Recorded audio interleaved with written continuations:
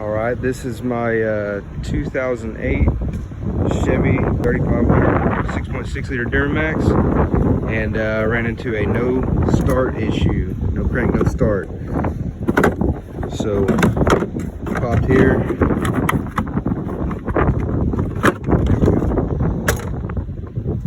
Looked underneath here. This right here is your starter fuse. It was blown. So what I did was I just stuck another fuse in there. It blew it again. So then I started tracing wiring. And if you go down here underneath the front of the truck, and if you look right there where them wires are, let's see if I can put it. You look right here. This purple wire was